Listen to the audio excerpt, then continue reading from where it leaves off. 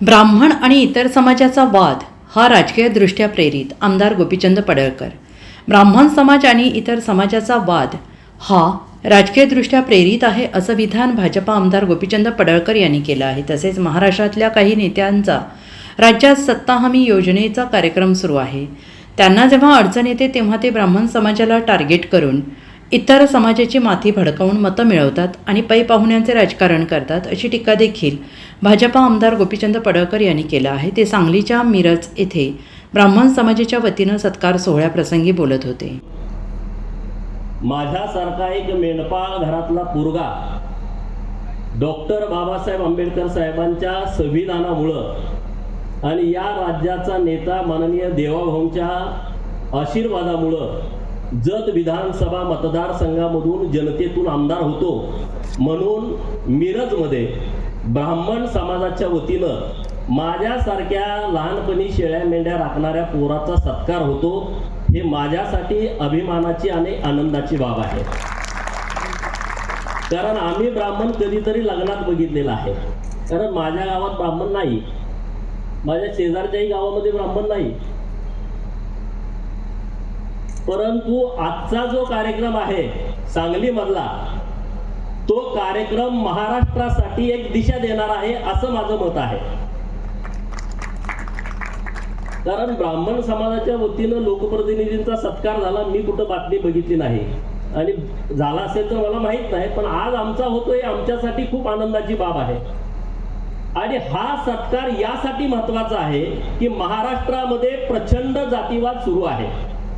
बोले तैसा चाले त्याची वंदावी पाऊले, पण तसं होत नाही. बोलणारे तसे बोलत नाही. लोका सांगे ब्रह्मज्ञान आणि आपण कोरडा पाषाण, अशा पद्धतीनं महाराष्ट्रामध्ये अनेक नेते मार्गदर्शन करतात. तसं एक मार्गदर्शन मागच्या 10 मिनिटापूर्वी तुम्ही ऐकलं.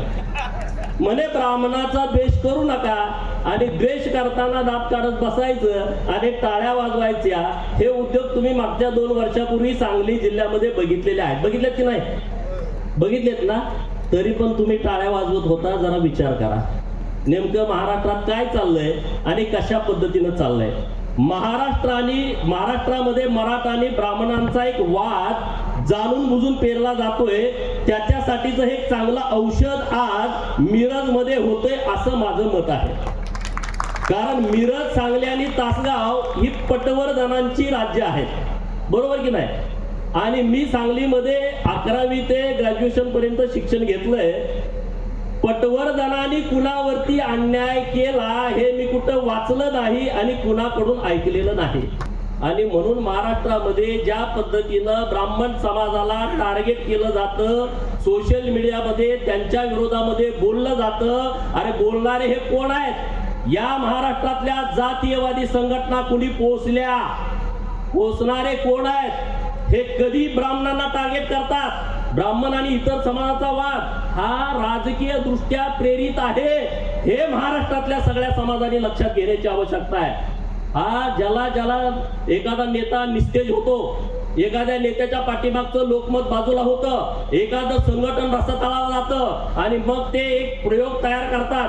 काय करतात? मी मागच्या 15 दिवसापूर्वी रोजगार हमी खात्याचे मंत्री भरत गोगावले सेठना जत आणलं होतं की महाराष्ट्रातला पहिला रोजगार हमीचा पायलट प्रोजेक्ट जत मध्ये करावा.